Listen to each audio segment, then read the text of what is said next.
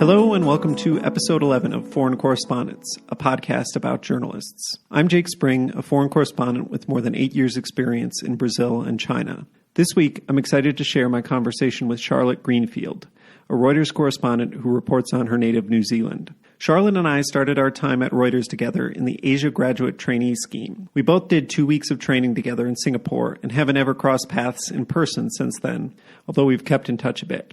While you might hear New Zealand and think of rolling green, Lord of the Rings style utopia, she's reported on some big and often horrific stories. Our conversation takes us from Indonesian plane crashes to the terrorist attack on the mosque in Christchurch. And yes, after last episode's discussion of the Taliban, somehow we end up back talking about them again. Indeed, if I had to say what the recurring theme of this episode is, it's journalists growing accustomed to reporting on horrible things. Is it good that we take traumatic events in stride to get the news out? Is it callous? We don't even attempt to answer that question. I didn't realize how much we were circling that issue till I listened back to the episode. It's not just journalists either. How many plane crashes have happened that killed hundreds of people in the past decade? How many do you really remember? Just something to chew on. Before we get to that, I realize I ask more or less the same questions every episode. That's part of the design, but I'm also working out over time which questions work and which don't, adjusting slightly every time. Do you have a question you'd like me to ask? Get in touch on Twitter, where the show's handle is @ForeignPod, or on Facebook, where it's facebook.com/ForeignPod, with any question ideas you might have. Okay, that's it. Here again is my interview with Charlotte Greenfield, a Reuters correspondent in New Zealand.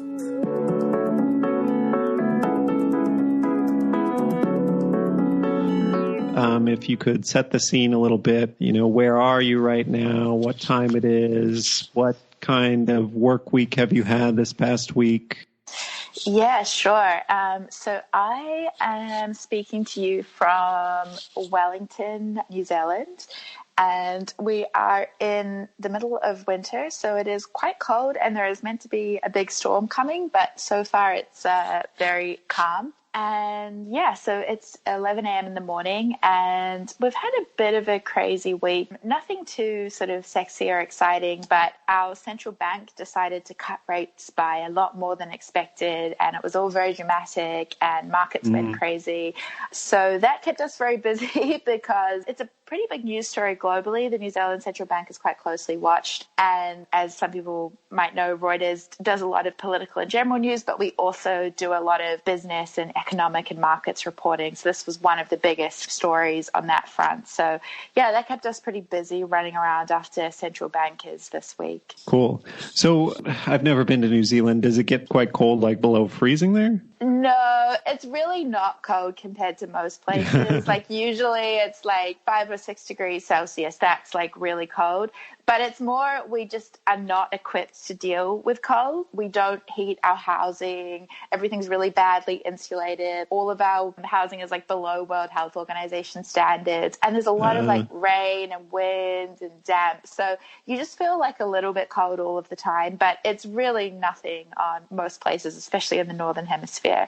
Gotcha. And on the central bank stuff, I think it was this past week, maybe the week before, because the central bank here cut rates for the first time in a while. So a guy actually had to come in from his vacation to cover it just for one day. But I know how that can go. Okay, cool. And then we usually start like way back to where were you born? Where are you from? What was it like growing up there? Yeah, sure. I was actually born here in Wellington, probably like 10 minutes away from where I'm sitting now, which has kind of been one of the greatest ironies of my adult life, because I really thought I was going to get out and do all these adventurous things. And I think for the most part I have, but I still have sort of ended up right here for now, for the last few years. But yeah, so I grew up here in Wellington. It is the capital city of New Zealand. Actually, it's not as big as like the main city, which is Auckland. So there's probably about, going out really broadly, 400,000 people. So it feels like a pretty small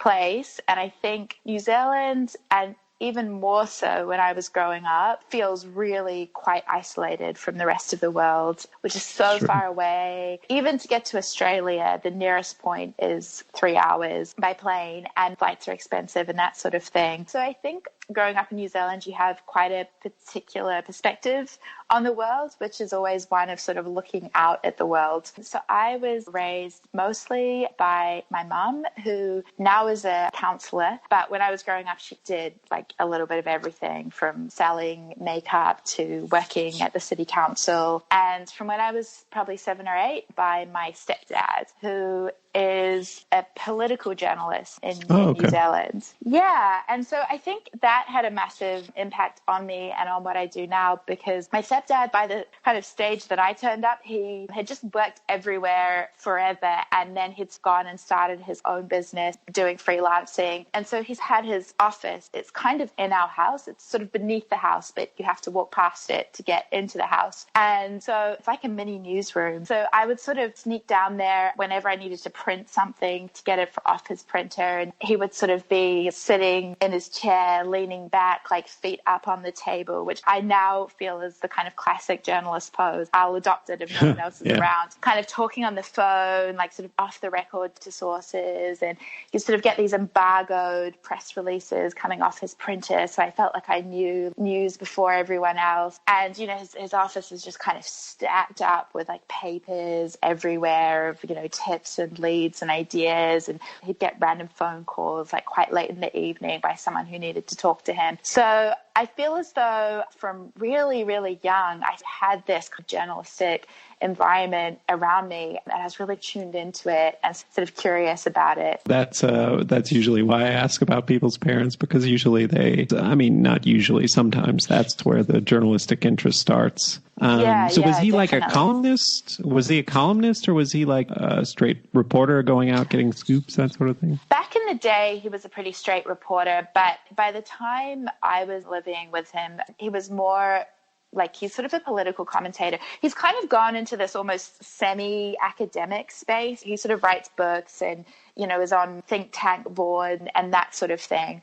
But he did keep up his column for a really long time. I think he dropped it 2 years ago. And then he'll sort of do the odd article. Sometimes he writes a little bit for overseas outlets as well. Like, I think he's done some stuff for The Economist and The Economist Intelligence Unit and BBC. Yeah, so he's really done a bit of everything. He's kind of considered almost like a part of the furniture, I think, in this sort of New Zealand political reporting world, which, because we're a country of only 4 or 5 million people, it's not that big. So he's kind of quite well known in this sort of bubble, I think. What's his name, if you don't mind me asking? Oh, his name is Colin James. Okay, cool. And then, do you have any brothers and sisters by any chance? Yeah, I do. I have a very sort of big, confusing family. I'm my actual biological parents' only child, but I have 2 younger half-siblings, but I grew up with them a lot, so we just sort of consider ourselves siblings. And I have an older stepsister. And are any of them journalists, or what do they do? No, not at all. One is, like a technical writer at Weta, which is like Peter Jackson's kind of software special effect agency. Yeah. I know it. When I was a teenager, I was very into Lord of the Rings. Yeah. Well, this is the right country to be in for that. And my little brother is an engineer. He works in like sort of healthcare engineering. And my little sister is like part-time a dental assistant and part-time trains horses and runs like riding lessons and stuff like that. So yeah, it's a real mix, but I'm definitely the only journalist. Cool. And what does your stepdad think of you being a journalist, out of curiosity? I don't know. He doesn't really say. We're very like New Zealand repressed about our emotions. So it's not like I get, long sort of talks about how proud he is of me or anything like that. But he is sort of the main person I talk to constantly for advice about my career, even though it's so different from when he was sort of a young journalist. But, he takes a real interest. Like, we kind of have sort of a dinner every month or two. And, mostly what we talk about is sort of journalism. But he was very against it when I was like younger, like when I was first thinking of becoming a journalist. But I think I've sort of slowly won him over. But no, he doesn't really say what he thinks, but he always gives advice and is very supportive. I assume, you took an interest in his work and kind of what was going on in his office and things like that. But when did you start doing journalism yourself? And did you do it at all in high school, or? I didn't really do it in high school. We didn't really have, or maybe I just didn't look for the opportunities, but we didn't really have like like a school paper or anything like that. I think that kind of stuff is not so common like in New Zealand. I think it's way bigger in the US. I feel like there's like 13-year-olds going out and getting scoops, but I've not really seen that kind of culture in New Zealand. I was pretty disengaged at high school as well. I tried to avoid going as much as I could, and I did a lot of, I was in this thing called the Young Actors Studio, which was this sort of drama group thing at this performing arts centre. So that was where I spent my free time. So I didn't really do much journalistically there. But then at university, I think, we had a student magazine. It's like a weekly magazine called Critic. And I feel like this is a very Flight of the Conchords sort of joke, but it is technically the second biggest weekly newspaper in New Zealand.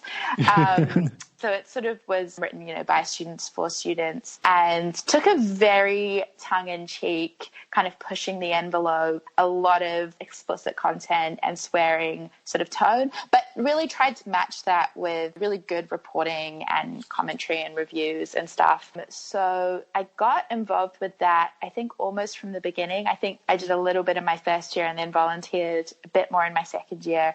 And then I think it was by my third or fourth year, I was like a feature writer, and I was actually paid. I mean, not a lot, but that was my first like paid job in journalism. And then I ran the sort of news section, which was like an 8-page weekly news section for a year as well. So yeah, that's kind of where I got my start in journalism. Where did you go to university? So I went to university at the University of Otago. It is, I feel this is becoming a bit of a theme. It's the world's southernmost university. It's at the very bottom of New Zealand. It's in a city called Dunedin, which has a really interesting vibe. You really do feel as though you're in the middle of nowhere, but it's stunningly beautiful. And it's really a student town, like about a fifth of the population, which is about 100,000 people, are students. And it's like got a pretty good reputation, especially for sciences and things. So it does bring people from all around the world, particularly sort of academics and postgrads and that sort of thing. So even though you're in this kind of really ends of the earth city, it does have quite a kind of cosmopolitan global vibe in some ways at the same time. So yeah, so that's where I went to university.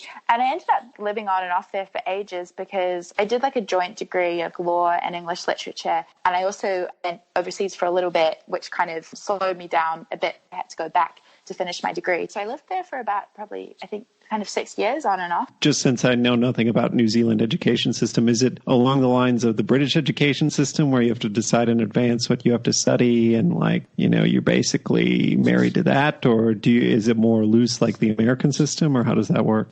I think it's probably somewhere in between. You do sort of sign up for a degree and a major going in, but you can change your major fairly easily. Like they're pretty flexible. So I would say it's somewhere in between.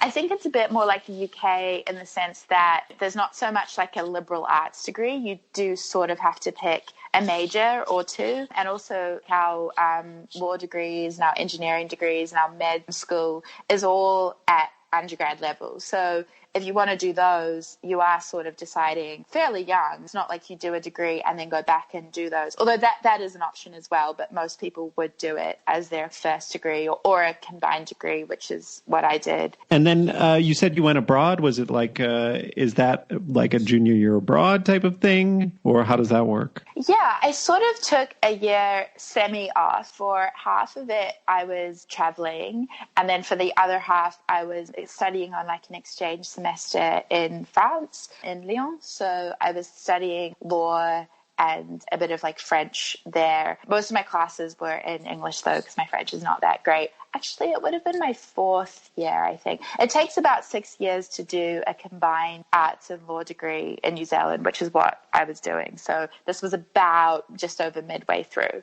Okay. At this point, were you thinking, hedging your bets, maybe I can be a lawyer, maybe I can be a journalist, or what were you thinking at that point? I think I was definitely had the idea of being a journalist by then. I actually signed up for law school knowing I didn't want to be a lawyer. So law school was more a weird experiment of sitting there trying to kind of master this technical subject to figure out what was the exact opposite that I was going to do. So I always knew I didn't want to be a lawyer. I actually decided to sign up for law school literally when I had a fever.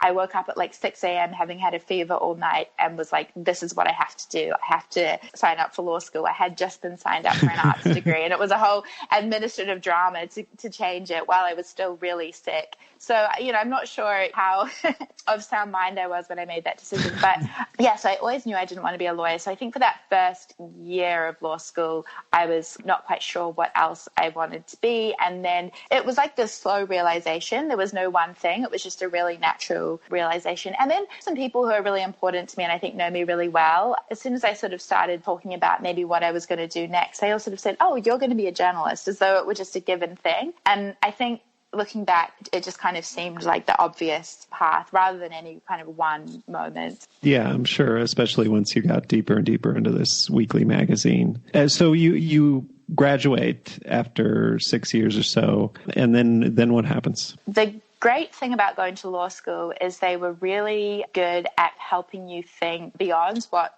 you could do at undergrad at a New Zealand university, because at that point, thinking about overseas study, it felt like obviously I'd done an exchange, but that's a little different, I feel. But actually going off and studying somewhere else and doing a whole degree felt pretty foreign and out of reach. It's something that happens to people in movies. But the law school was really good at churning out people who went off and did a lot of other study, produces lots of like Rhodes Scholars and that kind of thing. And they knew I didn't want to study law, but totally to their credit, and especially the Dean of Law, who I was a research assistant for, so got to know quite well, they were really supportive of that, even though they knew I didn't want to do anything to do with law. So they just really encouraged me to kind of look at options and guided me a little bit through the process. And I remember for some reason when I was like 17 or 18, so years earlier, I'd stumbled across this Columbia journalism website, and I sort of thought it just seemed like this amazing place. I thought it was like Hogwarts or something to me.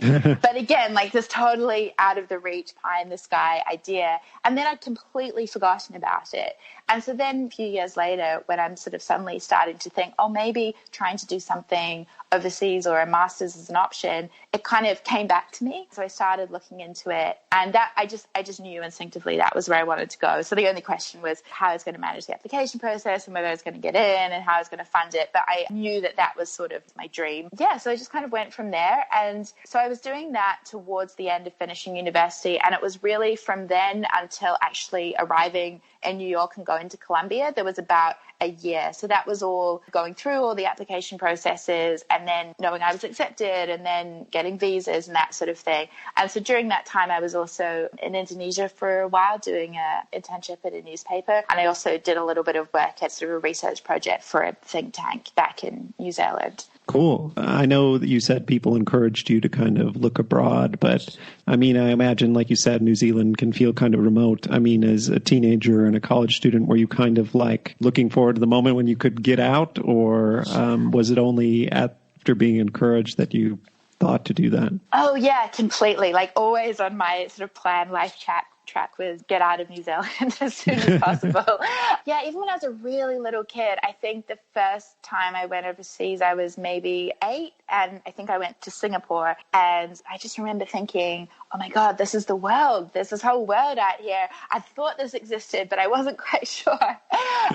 So I think I never quite lost that feeling of there's this whole world out there that I want to explore. And to be fair, the studying overseas had felt like a really big thing, but I had traveled quite a bit and lived overseas quite a bit. And I've been spending quite a bit of time in Kenya, where I sort of co-run this little NGO. So I sort of already did have quite a big life outside of New Zealand, but just the idea that I would actually get to then study and build my career overseas felt really exciting and new. And I definitely needed some people to give me a sense that that was possible.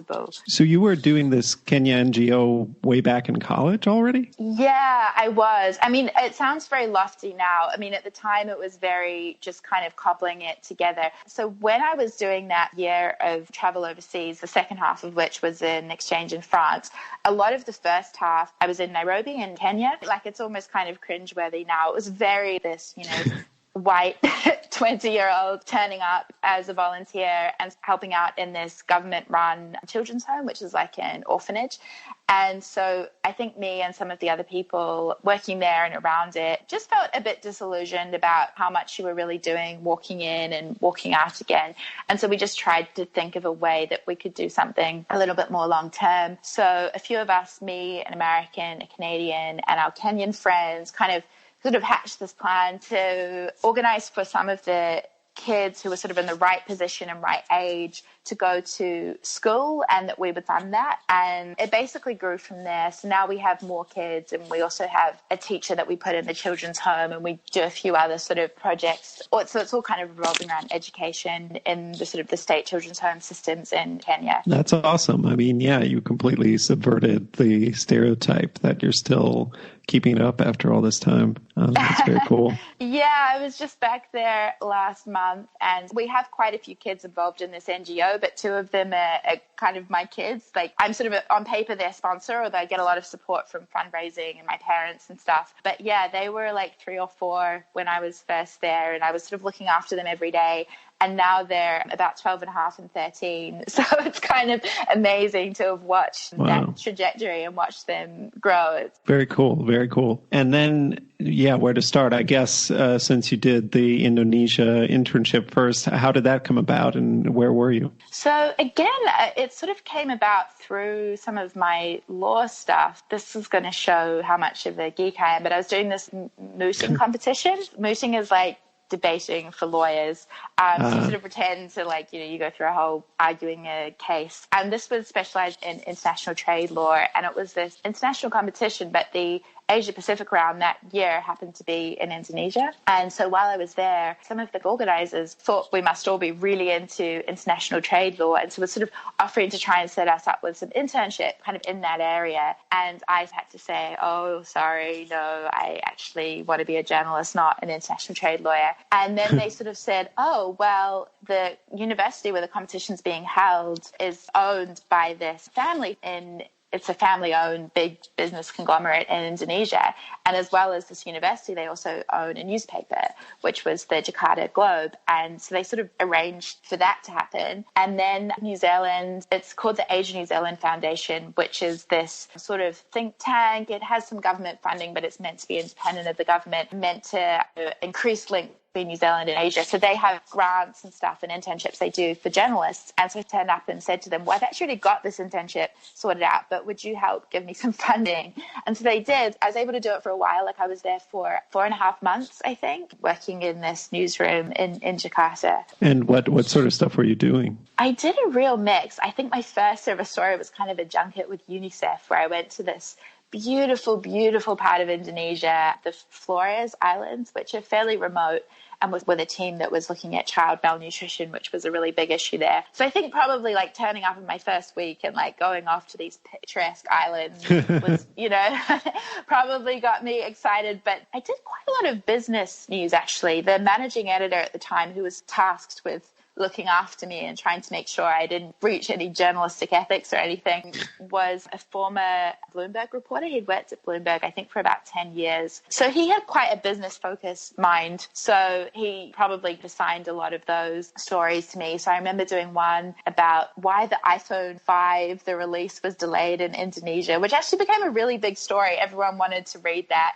And I sort of, spoke to this police officer who'd been convincing his friend to bring him an iPhone 5 over from Singapore. And, a lot of people in the comments section were sort of raising, how does this police officer earning enough money to buy these iPhone 5s and then, sneakily get them in? It's just, I sort of love that about Indonesia. You can cover quite a business or dry subject and you still end up with these crazy characters and something weird happens. That was a lot of the kind of stuff I was getting up to in the 4 or 5 months I was there. Yeah, that's very cool. I imagine. So now to move on to Colombia. Colombia, first of all, I totally get the Harry Potter thing. Like Colombia is where I really, really, really wanted to go to university, and I did not get in, and I was upset about it, but I obviously turned out fine. But I totally get that. I mean, you must have been one of the few people showing up with this extremely worldly experience. I mean, I know some people who went straight into Colombia, maybe after university, I think. Yeah, they definitely weren't on the level of having Indonesian journalism internship under their belt. So what was it like once you got there? You know, it was such a mix. I think actually Colombia, at least when I was there, it has a really high international student. Like, I think it's like 40 or 50% at the journalism school. I had people from the Middle East having just covered, you know, protests during the Arab Spring and that sort of thing. So I remember feeling very intimidated. And then even a lot of the American students, maybe they didn't necessarily have so much experience in journalism, but to me, they had this really interesting, sophisticated view of the world. To be honest, it's kind of embarrassing to look back on now, but I didn't really know what the New Yorker was. I mean, I knew what it was, but I didn't read enough of it that I sort of knew that style of journalism. Journalism is quite different, or traditionally has been in New Zealand, less kind of narrative, long form sort of stuff. Yeah, so I felt very like a country bumpkin, very unsophisticated turning up. But it was an amazing environment to be in. I mean, really life-changing to be around that many people from so many interesting backgrounds. So I was in sort of this center within the general journalism degree called the Stabile Center for Investigative Journalism, and there are about 15 of us. And that group, we became really, really close. And it was a really, really intense, interesting group of people from all around the world. And we were sort of under the thumb of this amazing journalist called Sheila Coronel, she's from the Philippines, and she's brought down several presidents there or contributed to their downfall in her time. And she was the head of the Stabile Center. And I think now she's also the Dean of Academic Affairs there, but she was just the head of our investigative center at the time. So yeah, it was an incredibly intense environment. I mean, it was really exhausting. We got no sleep. It was very stressful. There were people who ended up in hospital with panic attacks and that sort of thing. And I think I came pretty close to it at some point. But yeah, it was really amazing. I feel like even though it was only a year, in my mind, it feels like it was like 5 or 6 years of my life in terms of how much I sort of learned and the experience I had. And I think it's still something I just draw on constantly in how I sort of think about journalism and the process and how to go about it. So what sort of stuff was it a thing where you had one big project you were investigating all year, or how did it work? They actually crammed an unbelievable amount into that year. So we had all sorts of different sections and courses. And we also had this multimedia boot camp where we did a lot of photo and audio work and all of that kind of stuff. But then on top of all of that, if you're in the investigative center, you spent that whole time doing extra investigative focus classes. And then you had to produce this. Everyone actually has to do, it's called like a master's project. So it's like a bigger piece of long form journalism that you're working on throughout the year. But if you're in the investigative center, there's quite specific criteria of what that has to be. So it has to be very much an investigative project. So for that, I spent pretty much all of that time for that project looking at pretty risky surgeries that are medically unnecessary that are carried out on kids who are born with intersex conditions, which sounds really niche, but actually intersex condition, which is sort of where a child is born, and there's quite a few different conditions that come under this umbrella, but they're not completely physically female or male, or their chromosomes don't match up with how they might appear. And it actually affects, I think it's a very similar proportion of the population as there are redheads. So it's not sort of as rare as you might think. And there's a few different types of surgeries that they tend to carry out on these kids, which is very much about making them sort of look normal, often carried out on quite young babies. And there's a whole lot of really, really nasty side effects that can come with these. And there's also a risk of sort of assigning the wrong gender or a gender they don't end up identifying with. So I was looking at these surgeries, like how prevalent they were, risks were, and also what parents were being told. There was quite a lot of evidence I was getting that parents weren't really giving informed consent. They were sort of being told things like, oh, we have to do this or your child will get cancer. When really, if they didn't do that, it was sort of similar to the chance of like a woman developing breast cancer. Like if you had this sort of certain tissue in there, it's possible that you could develop cancer, but it's not like a sort of imminent risk. So that was what that project was looking at. And you pulled it off? Did it get published anywhere, or does... Yeah, it got published by The Atlantic. Oh, cool. Yeah, I mean, yeah. So it went out there just after I graduated. It was published. Cool. It's a very interesting topic. That rings a bell. I remember once I was passing through Chicago and I was hanging out with a friend, and he's like, "Oh, we're going to go over to my friend's house and watch Game of Thrones." And we go over, then the guy's like, "Oh, I'm a pediatric urologist." Those are the people who are involved in the care of these kids. So I spoke to a lot of pediatric urologists for this story. Yeah, and this guy, I mean, he probably shouldn't have done this, but he's like, "Oh," I'm like, "What kind of sort of stuff do you do?" And he's like, "Oh, take a look at this. This is what I'm doing tomorrow morning." And it was like a description of a very grisly sounding surgery on a young boy's like genitals, and I don't know if you should be showing this. That's kind of what I spent 8 or 9 months reading, because I'd read all these medical journal articles, and it was pretty intense, but I think I got slightly immune to it after a while. And then I do remember someone was actually asking about this article. I ended up getting really into it and describing like what had happened to one of these kids, and this guy fainted. So then maybe I've gotten a little too inured to this stuff. Still, though, it's, an interesting story and sounds like an important one. Let's see. So then you get out of Columbia, and I remember there was some sort of like your professor or somebody encouraged you to apply for the Reuters trainee scheme. Is that right? Yeah, definitely. Columbia has quite a vigorous sort of careers department. I think they know how tough it is to get jobs in journalism, and that's one of the ways they really sell the school, is that although it is about going and getting all these skills and knowledge, that also it is about them helping you find a career path. And so we're all sort of encouraged to apply for all sorts of things. But for me, it was just a little tricky coming from New Zealand, because I didn't really want to come back to New Zealand, but the scholarship I was on meant I wasn't really allowed to work in the US until I'd lived in New Zealand for 2 years. So the US was kind of out. And then much to my chagrin and regret, like I don't really speak any other languages. I speak really bad French and really basic Indonesian and like Kiswahili phrases that have been taught to me by children. So it just wasn't an obvious candidate for anywhere, especially when journalism is so competitive. So I was a bit worried. I just felt like every application, I wasn't going to be a good fit. So I applied for the Reuters trainee program, which I don't know it sort of exists in this form anymore, but at the time was kind of a 9-month program. And I think they had about 4 people in the 4 different regions of Reuters. So the Americas, Europe, Middle East and Africa, and Asia Pacific. So yeah, my professor just said, you should apply. So I did. It was a really long application process. So I didn't know for ages. And then they sort of called me one day and said, "Oh yeah, you're on this. And also we want you to be based in Indonesia. Is that okay?" So I said, sure. So I did luckily have that sort of lined up before I finished my degree, which really did give me a lot of peace of mind.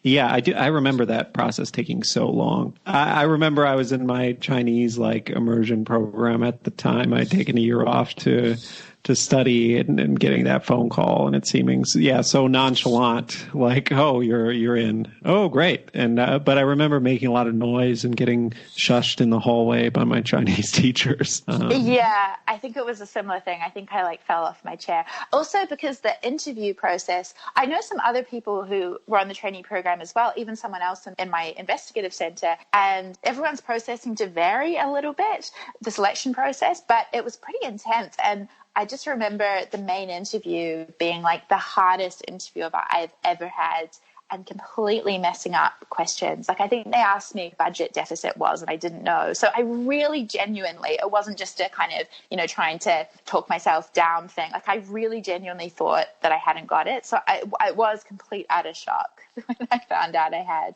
Well, yeah, I'm trying to think back to my interview now. I remember doing it, and they asked you the math questions, and I'd already been reporting on Chinese economy and stuff. So the economy questions were fine. I remember remember it came to the language part and they're like, let's speak some Chinese. And like, we start to speak in like 1 minute and the call drops. And then I remember they call back and they're like, I was like, oh, sorry, like bad signal. And in the end, they were like, no, I'm sure you're fine, I'm sure. And I had been studying for a year knowing I would need it to get a job like this. Well, for me, it was even worse because they had somehow gotten the idea, which I never, ever said, but they had somehow gotten the idea that I spoke Indonesian. So during the interview, they were sort of like, oh, so you speak Indonesian? I was like, I definitely don't. So, but they just seemed to kind of roll with it. They were like, oh, okay, maybe you can learn, sort of thing. That's funny. Yeah, so this is when we meet. We meet in 2 weeks in Singapore for our indoctrination with a couple other Reuters people going in. We learn all about Baron von Reuters and how many journalists Reuters has. And the pigeons, the delivering the news by pigeon. Yep. And yeah, breaking the news of Lincoln's assassination, all that. But it all seemed to me, very unlike anything I'd done before. Like the fact that they flew us to Singapore and put us up in a hotel and all this. I mean, I'd had a couple jobs at this point, but they were pretty shoestring operations compared to Reuters. So we do our 2-week indoctrination. We get dispatched off. For me, it was supposed to be, you rotate, but we really ended up just plugging the gaps that they needed to plug in the bureau, which was mostly, finance and economy. What was it like for you? It was pretty similar for me. And I think the sort of 2 weeks turned into about 6 or 7 weeks in Singapore for me, because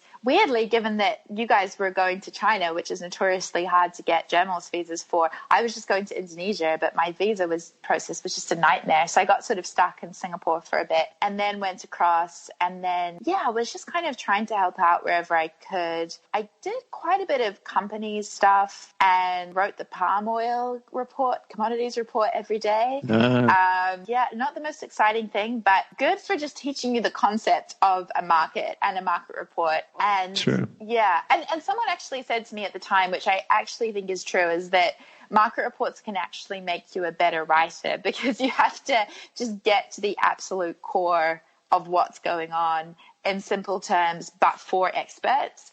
And I do actually think that's true. Maybe it's just me trying to get something out of all of my years doing market reports, but I do think it's true. Sometimes I actually, if I'm freaking out about a sort of bigger, more nebulous, political, people-driven story, sometimes I just pretend I'm writing a market report because I can kind of do this, in my sleep at this point. This went up for this reason, this went down for that reason. But then when I was in Indonesia, there was a crash of an AirAsia plane, which was going from Surabaya in Indonesia to Singapore, and everyone on board was killed. So that became a really big story, and it sort of happened over the Christmas period, so we're already a bit understaffed. So I was able to get really involved in that, and I spent a lot of time at the Transport Investigations Agency in Jakarta, which also because, of course, I don't really speak Indonesian. I could sort of text a little bit in it, but I can't do like a full interview. But all of the people who work at that agency, they're all sort of like pilots and that sort of thing. So they all speak English. So I just kind of hung out there from quite early on and tried to befriend a lot of these investigators. And then increasingly the story kind of became about them or what their agency was responsible for, like with the finding of the black boxes and trying to figure out what had gone wrong. So I just spent a lot of time trying to sort of be tapped into them and getting information about what was happening.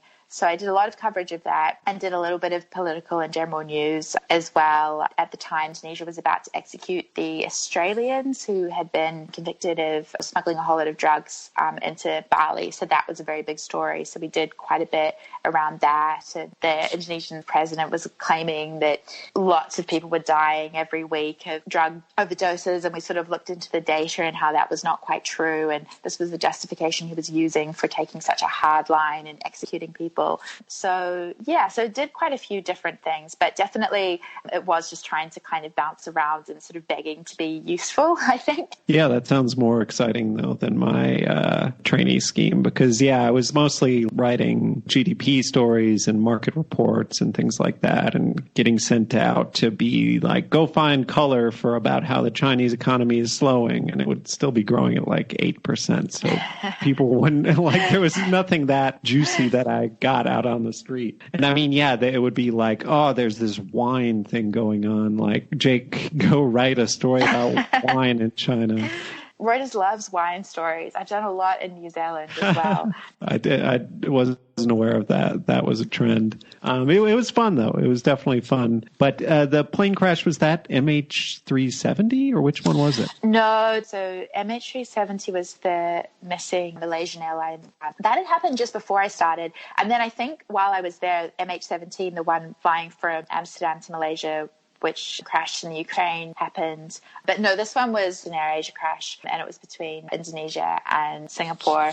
So I think because those Malaysia airline ones were sort of so high profile, kind of easy to forget about the AirAsia one now, but it was basically due to the flight sort of stalling and falling out of the air. And everyone died as well? Yeah, everyone on board died. I think it was almost 200 people, and there were a lot of children and that sort of thing. So it was pretty horrific. But yeah, still, that's terrible that there were enough crashes where that many people died. That I can't recall this specific one, honestly. I asked about MH370 because I remember right before I started in the trainee program, I went out with some Reuters reporters for a few drinks, and them getting a call, and a bunch of Chinese people were on the flight. So a guy on TV had finished his drink and like was rushing to where the families were gathered. And I was like, oh, wow, this is on the one side horrible, but on the other side, it seemed so, glamorous to me at that point, that like, oh, go from the bar to the scene.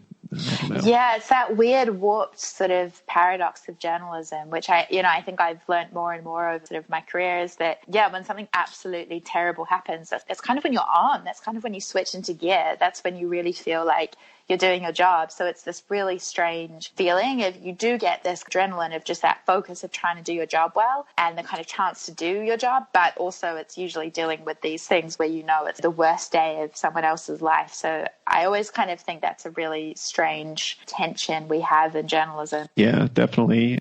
So after 9 months of that, which sounds like you did a lot of different stuff, what happens then? I sort of wasn't sure whether I wanted to continue working in Indonesia. It is an amazing story, but I didn't love living in Jakarta, and I just kind of wasn't quite sure in the bureau sort of what would come up, where I would be useful, especially given that I don't speak fluent Indonesian. So I'd sort of made a signal to them of, I'm not really sure if I'm going to stay on here, even if there was a job available to me. And I wasn't quite sure what that would mean, but they were really supportive actually, and kind of looked around at what other things might work. And I got really lucky with timing, because at the time, jobs very rarely came out with Reuters in New Zealand, but they had this job coming up, and it sort of worked really well because I had this requirement from this scholarship to live in New Zealand for 2 years, as your way of bringing back your knowledge from overseas into the country. And that was sort of the idea of that requirement. Mm-hmm. Even though, as I say, I very much had this mindset of wanting to get out of New Zealand longer term, the idea of working for Reuters in New Zealand seems like a really rare opportunity to sort of get that out of the way and, I guess reconnect with my home country a little bit, but also kind of stay part of this international network and be writing international news.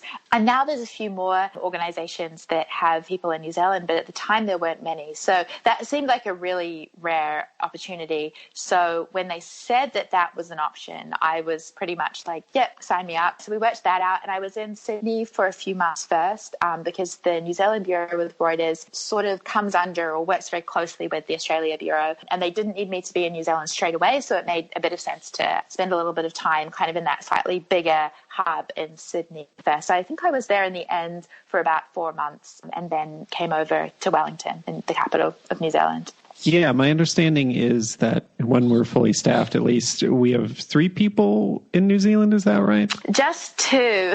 Yeah. Oh, okay. Yeah, just 2. And for quite a bit of the time I've been here, because we sort of had some people leave and that sort of thing. For a lot of the time I've been here, I was actually the only person, which kept me pretty stretched. But now we're back up to 2, and I have a really amazing colleague who's also the New Zealand bureau chief who I work with. Oh, cool. Whatever was happening, you get to go cover. It's not like as siloed as in China and elsewhere. Yeah, that's the big benefit of this job. I think it is pretty incredible that reasonably early in your career you can get to jump on absolutely anything. And sort of during my time, I feel like a lot has kind of happened in New Zealand that has caught the attention of the world. You know, we've had big earthquakes, and Jacinda Ardern, our Prime Minister, her surprise rise to power. And then I think 3 or 4 months into the job, she announced she was pregnant. And again, this kind of comes back to what we were discussing before about sometimes the biggest stories are also the worst stories as a human being. But, you know, the mosque attacks in March. So there's really been a lot going on. And I think in a bigger bureau, someone more senior or more experienced at a certain niche would probably do a little bit more coverage. But if there's not really anyone else, they just sort of have to trust you and kind of throw you into the deep end. Very cool, especially being, I've only having worked in some bigger bureaus. I mean, I definitely started to chafe being the automotive correspondent after a while in China and wanted to be doing the bigger stories. Yeah, I mean, saying this, I've also written a lot of market reports and said a lot of kind of economic data snaps. So you also have to do all of that stuff, all of the kind of nuts and bolts chores as well. There's no one else to do it. So there's sort of pros and cons.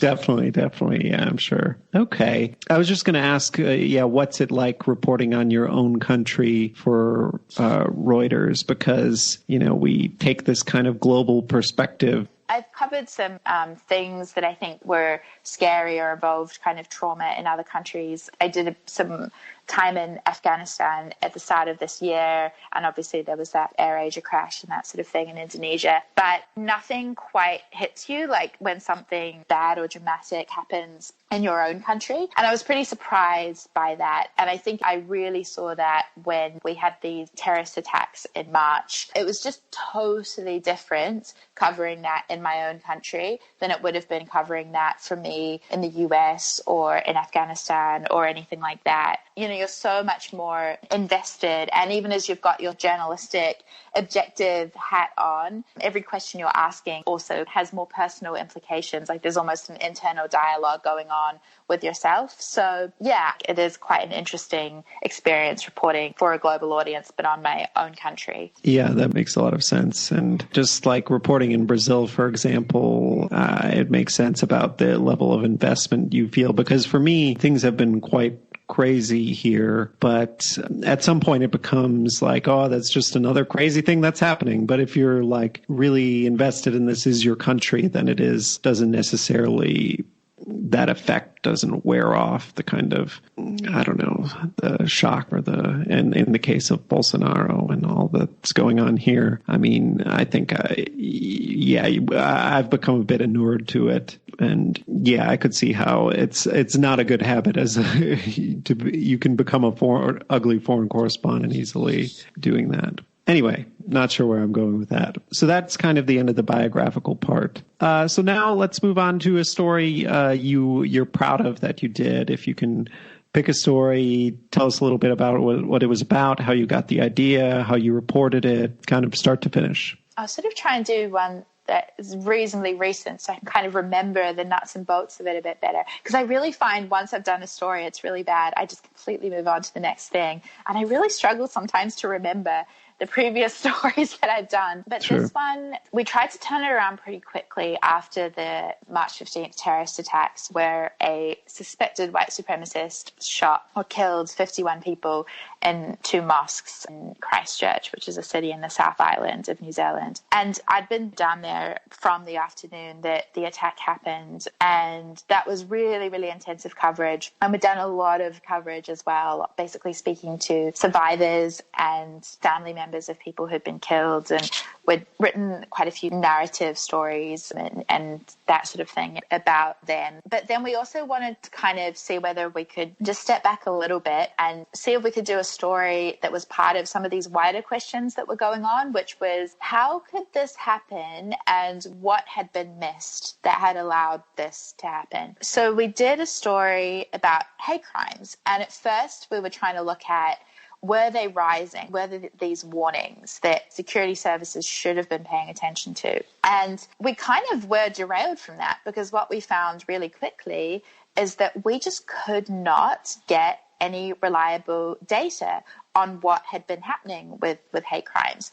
And we were in this slightly absurd situation where after those attacks, which were massively broadcast around the world, there was a really big surge in hate crimes in places like the UK. And you could tell that was happening because there are records.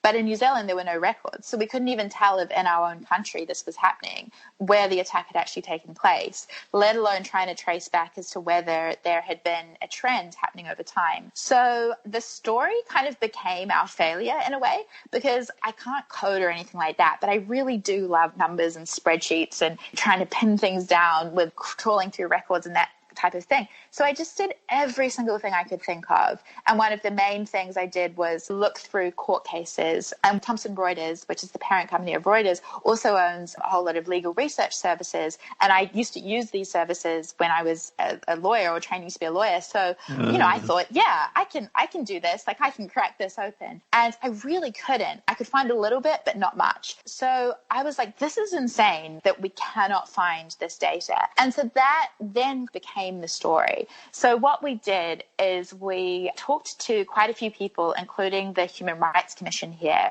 and one of the main officials there, who had been the Race Relations Commissioner after 9/11 for about 10 years. And he had just continually, desperately been trying to do the exact thing that I was trying to do. He'd been trying to do this for 10 years, and he just couldn't get the data. He'd done his best and he had a few bits and pieces, but he couldn't get it. And he had asked the government every year. It had gone to the UN several times. And even as recently as when our latest government came in at the end of 2017, the Human Rights Commission had said, we really need this. So governments, and this is governments of both parties, had just ignored this for about 15 years at this point. And then we sort of gathered as many anecdotes as we could and talked to a member of parliament who's from Iran, who receives a lot of death threats and that sort of thing. And we talked about how even a week before the Christchurch attacks, in a separate incident, there'd been mosques threatened.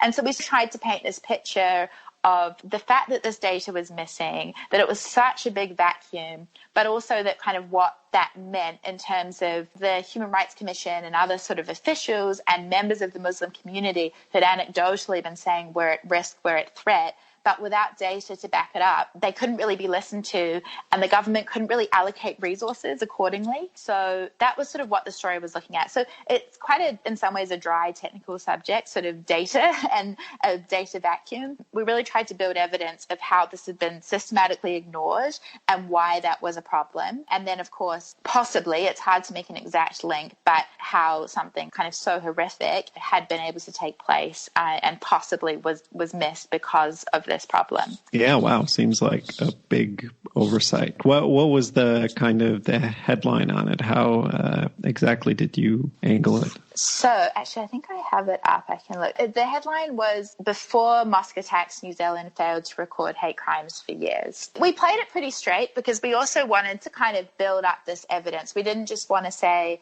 oh, this data isn't there. We wanted to make a really good stab at every single piece of data, some of it anecdotal, that we could find to record it in this story.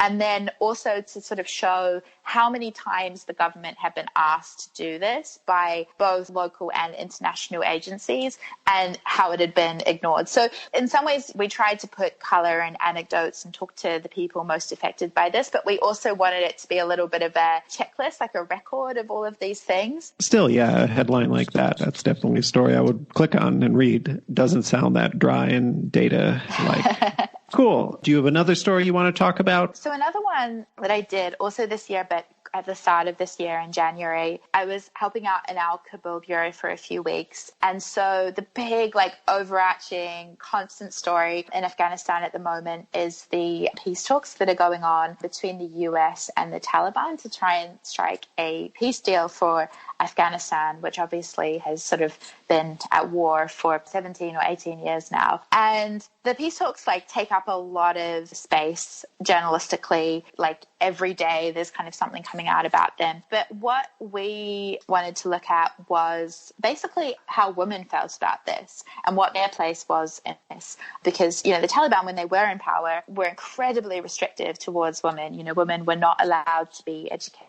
They weren't allowed to really leave the home unless they had a male family member. They couldn't work. And so we were just sort of wondering, although probably in parts of Afghanistan, the situation is still not great for women, in other parts like Kabul, now for 17 years or so, they've lived very different kinds of lives. So we sort of wondered how women felt and also whether there was a risk that the protection for women if the Taliban do come back was being sidelined. And so I really loved working on that story because we just got to speak to so many interesting people, pretty much all women, about that issue. And we tried to paint this picture of what was going on. It had been sort of alluded to a little bit, but I think we were sort of the first media, especially international media, to kind of really pull it together and focus on that and try and sort of draw attention to these kind of missing voices. And so we spoke to a lot of women who had memories of living under the Taliban, and one of whom had run this secret. She said it so casually. We just happened to be talking to her when we were about to interview someone else. And then we sort of asking her about her memories just out of curiosity. And then it turns out she's run this secret school for her daughters and other girls in the neighborhood, which was incredibly risky to do under the Taliban rules so that they could be educated. So we spoke to people like that who had experience about how they felt and whether they were worried, which they were. We spoke to some Western diplomats about whether these considerations were being sidelined as there's a real rush to complete the peace talks. And the main goal of the US negotiators is just to make sure that Afghanistan doesn't become a safe haven for terrorists. We had a lot of Western diplomats saying, we're not sure how much they're going to give on women's rights in the process. And then we also spoke to a woman who's part of this High Peace Council, which is the Afghanistan side council of that's meant to help the negotiations. And so we spoke to her about the experience of women on this council. This is run by the Afghan government. And they would just say at meetings, the men won't listen to us and we're talked over and we have to yell at them to get them to hear us and they ignore us. They hold meetings in weird places at night that as women we can't really go because it's too risky. So we've tried to show what was really going on in these rooms as well. And then we've turned that into a feature. So that was a story I really loved working on just because everyone we spoke to was so interesting and felt as though maybe they weren't the people we were really hearing from, but they're people who we really should be hearing from. Yeah, that's another case of kind of spotting the lack of something, and the lack of it is actually the important thing to try to draw a connection to the New Zealand story too.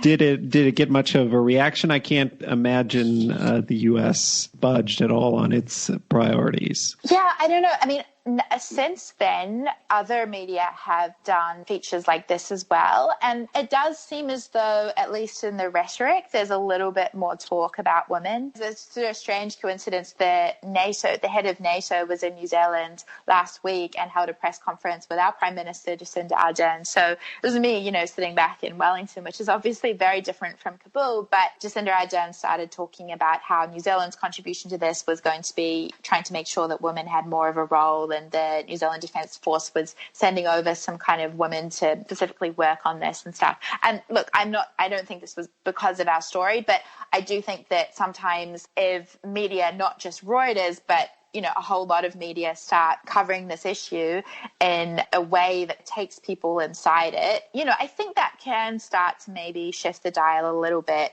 I don't know how much practical difference these kinds of things make, or, I'm sure the kind of negotiating bottom lines are probably the same as ever. But I think there's been a little bit of a shift in the rhetoric of some people involved since international media started raising this more. Yeah. I mean, of course, it's impossible to know for sure how much influence it has, but it's at least getting more attention than it was. One thing I'm wondering if I should ask you about the whole Christchurch terrorist attack. I mean, I just feel like people listening might be curious about how you reported that. I assume you were in New Zealand at the time when it happened. What happens when something like that happens? How do you, fly into action? Yeah, sure. I mean, those sorts of situations, and, as I say, it can sound very kind of clinical to talk about, but this is sort of what you have to do your job, is those sorts of situations like really call on you to get back to basics and just completely focus on the core things you need to get the information out. With something like that, it was very, very confusing, particularly the first few hours. We just didn't really know what was happening. And even when we sort of did start to know what was happening,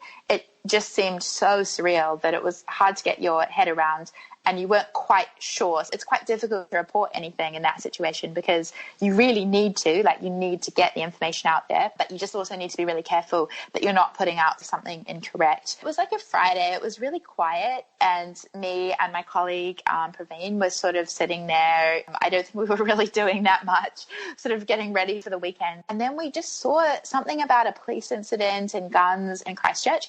And just for context, like this kind of stuff actually happens quite a lot. There's often sometimes it'll be a domestic violence incident or a gang member somewhere with a gun, and the police kind of put out a vague statement, and it usually turns out to be nothing. So, this would happen every few weeks or so. But it's easy to say this now, but something felt different. We just kind of felt maybe there's something more to this. So then we started trying to make calls, to police and that sort of thing. And so paying real attention to local media, because obviously we're only two people, but the, local media outlets have reporters everywhere, and obviously including in Christchurch. So as soon as we realized that it was near a mosque, I think we both had a feeling that it could be a bigger attack that was motivated because the victims were targeted based on their religion. So we just started putting alerts out on our newswire. So it's kind of one line that goes out all in capitals just to start getting news out there. And then started writing, you start just with a few lines and then you sort of keep adding to it bit by bit and update it as it goes along. So we were sort of doing that. Our Australia Bureau was also helping us with that.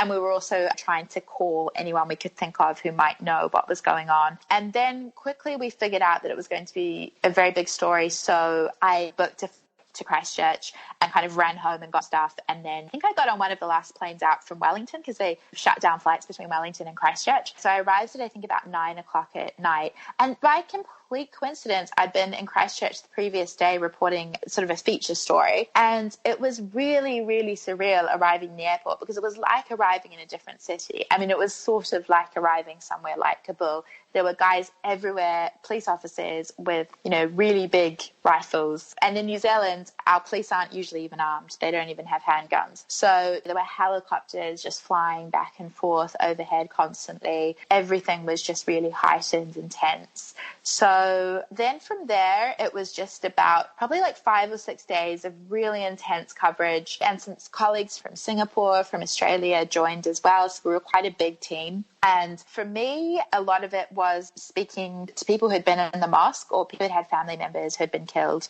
So we spent a lot of time at a makeshift, it was this community centre that had been turned into a kind of centre for victims, talking to anyone going in and out who felt able to talk to us. Actually, it was more about getting their phone numbers and then calling them back and then seeing whether any of them were able to meet or whether they could connect us to other people. And so from that, we were able to build bigger pictures of what had gone on inside the mosque and also sort of do stories on the toll that was taking on people. Yeah, so that was that first week, really, afterwards. How long were you down there for? I was down there for about a week, and then I came back. There were still some colleagues from Australia who were still there, and then I went back down the following week for about another week, and I've also been back a few times since. I'm actually going back on Wednesday for a court hearing that's happening in relation to the attacks. How long did the intensive breaking news bit of it last? A couple weeks or? Yeah, I would say the really intense stuff was the first week. It was still really big, probably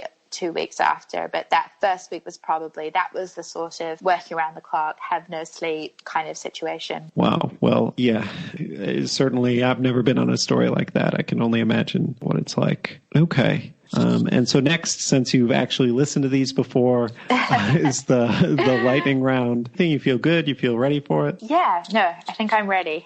What is usually the first thing you check when you wake up in the morning and you grab your phone or your computer? Oh, yeah, definitely Twitter. That's where I get like the kind of first overview of what's going on, especially because in New Zealand, just with the time difference, everything that's happening in the Northern Hemisphere has already happened. So Twitter just gives me the oversight of what's going on in the news. Cool. What is a must-read publication that you look at almost every day? For work, I have to spend a lot of time kind of glued into the New Zealand media because, as I say, they are so much better resourced and reporting on so much more than we are. So for that, probably Radio New Zealand, kind of like BBC Radio or RFI in France. It's independent, but it's state funded and they cover everything. And they have a website. So probably on that all day.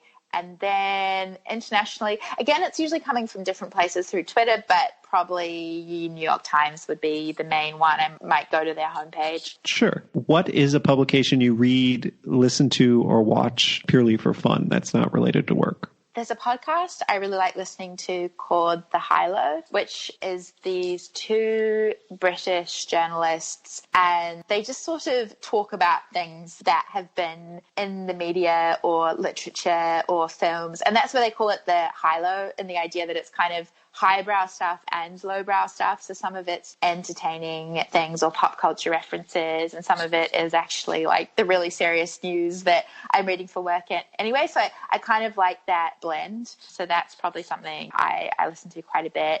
And then just trying to make sure I expand my horizons a little bit, especially in New Zealand. I'm Pākehā, which is kind of like a white person in New Zealand, but our society is very multicultural and about 15% of our population is our Indigenous people, Māori. So I've been trying to read more widely from Māori publications. There's a really good weekly online magazine called E Tangata, which has these really amazing essays told about the news and what's going on, and personal essays written by Māori. So yeah, I've been trying to read more of that. What is the best journalistic article, piece, or whatever that you have consumed recently?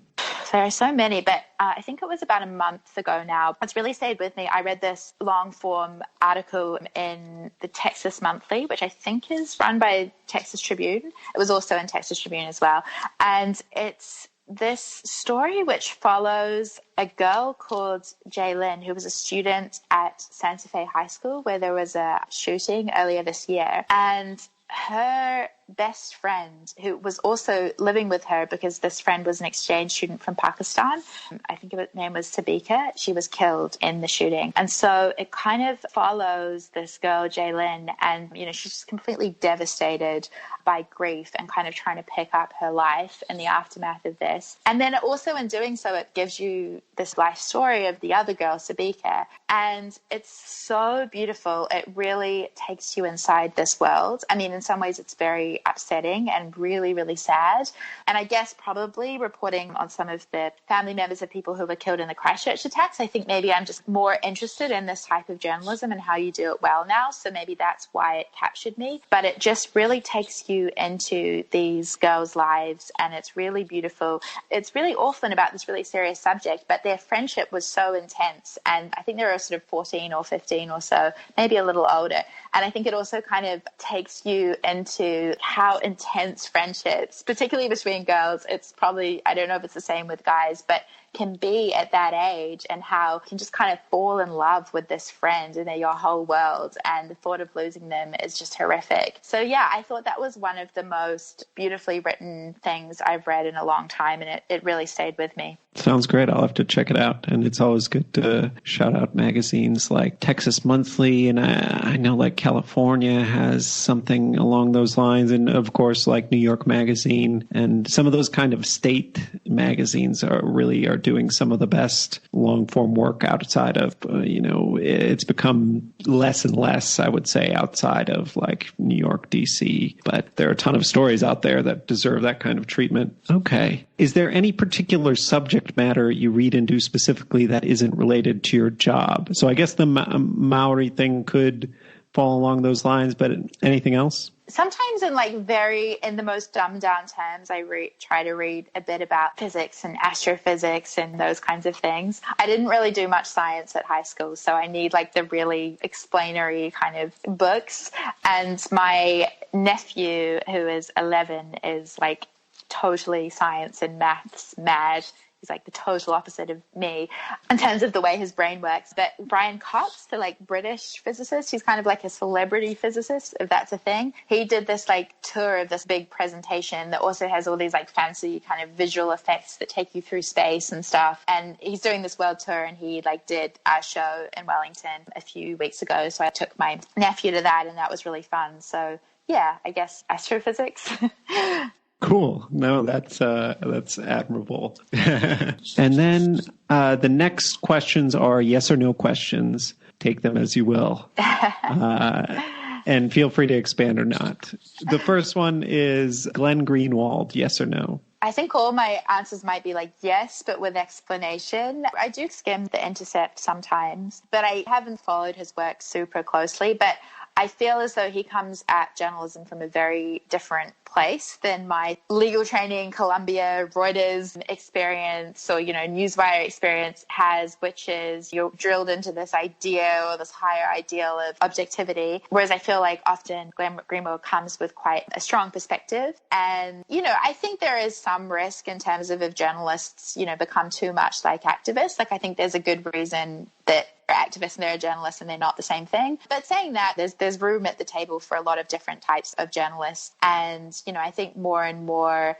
within journalism, there's a discussion of, well, maybe we all have our own biases and takes on things, or every sort of organization does. So maybe being explicit about that, maybe that's an interesting way of doing things moving forward. So yeah, I think in terms of part of a broader journalistic ecosystem, I think, there's a space for that. Vice media, yes or no? I think yes. For some reason, I don't really know why, but I just have never read or viewed that much Vice media. I'm not sure why. It's sort of just has never made it onto my Twitter list, I guess. But they did for a while have a pretty concrete operation here in New Zealand. They did some really good stuff, just speaking to communities and doing stories, particularly on Indigenous people in the Pacific Islands and sort of gender diverse and transgender people that just don't get covered very much. And they put a lot of resources into that. So, I think, as I say, my knowledge of the work they do is not that big, but from what I know of what they did here, unfortunately, they've now mostly got rid of their New Zealand operation. But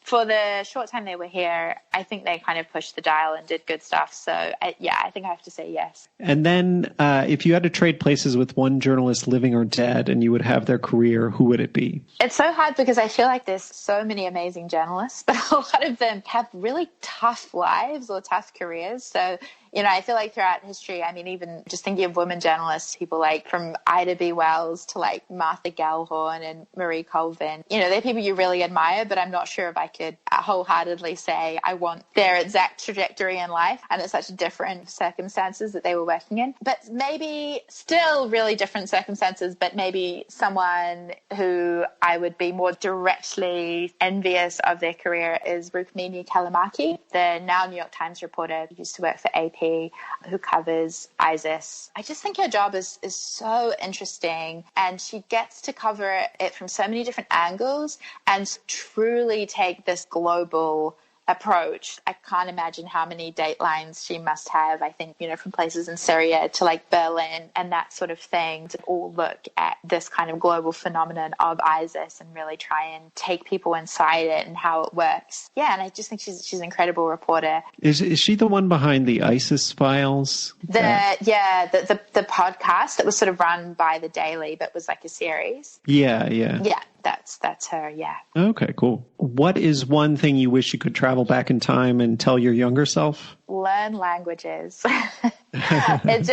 And probably just talking myself out of it. But the older you get, I feel the harder it is. I think your brain can sort of still handle it, but just in terms of finding the time, because I really think to learn languages properly, you have to be as immersed in them as possible. So I kind of have really bad French, but even that, I'm not sure at this point I could really report in. So I think it just opens up so many doors to have other languages. Definitely, yeah. I can say that. I would not claim to be somebody who's particularly good at languages or anything like that, but having kind of accidentally learned 2 of them, I would recommend it. Although, realize it's just language in a way is almost rote. Learning it is just like getting hit with it over and over and over and over and over again. And like, it's not rocket science. It's just brute grunt work almost. At least for me. I mean, some people are gifted with it. And next, what is your favorite film, book, TV, or other media property about journalists, and why? Since I've become a journalist, I'm always a fan of, I feel it's like a genre or like a trilogy of Spotlight, The Post, and then going back to All the President's Men, this very take you into a newsroom working on a big story and all of the dilemmas that come with that in a very traditional lauded American newsroom. So, I mean, I do love those movies. But to be honest, I think that probably the one that really stayed with me the most, which I watched ages ago, is Veronica Guerin. It's like a 2003 film, but I watched it later than that. I watched it when I was doing my undergrad, so before I was a journalist. And it's about the Irish journalist Veronica Guerin, who's played by Cate Blanchett. And so she was a real woman who reported on drugs in Ireland in the 90s and ended up being assassinated by these drug lords. And it really, really stayed with me. I mean, I think this is probably partly Veronica Guerin, the woman, and then Cate Blanchett's portrayal of her. I just, the kind of passion and sense of mission and all of those things that came out of that film really inspired me. But I haven't actually watched it again since becoming a journalist. So I feel like maybe I'm going to look back and be like, this was totally unrealistic. That was totally unethical. I'm not sure. But yeah, that was probably the film that had the most influence on me becoming a journalist. Cool. That's one I'd not heard of. I'll have to check it out. And then the last question is, qualifications aside, if you couldn't be a journalist, what job would you do? When I was a teenager, I really wanted to be like an actor, or maybe something else like a film editor or a script writer or something like that. I mean, the core of it probably comes from the same impulses, right? Of trying to understand the world and people and put that into some sort of narrative that really engages with people. So yeah, probably something like that, although has just as much of a lack of job security as journalism, but that's probably what I would have tried. Sure. Good answer. Okay. Well, how do you feel about everything? You feel good about the interview? Yeah, no, it was really great. Thank you. It was kind of fun to think about these things. Yeah, thanks so much for coming on the podcast and taking all the time to talk to me. That's our show. Thanks for listening to my conversation with Charlotte Greenfield of Reuters in New Zealand. I'll post links to some of the things we talked about in the podcast description and also on our show page, foreignpod.podbean.com. If you like the show, please subscribe to it in Apple Podcasts, Stitcher, Spotify, or wherever you get your podcasts, and leave a 5-star review. Beyond that, it would be a huge help if you could also write out a positive review saying what you like about the podcast. It helps us to get more attention in Apple Podcasts and elsewhere. You can find us on Twitter at @foreignpod or tweet about us with the hashtag #foreignpod. On Facebook, our page is facebook.com/foreignpod. Above all, if you know someone who might like the podcast, please recommend it to them. Our show's music is a track called Love Chances by Mackay Beats. There's more information about that on the podcast description and on our show page. Please look for the next episode to be posted on Sunday, October 20th. Until then, I'm Jake Spring, and this is Foreign Correspondence.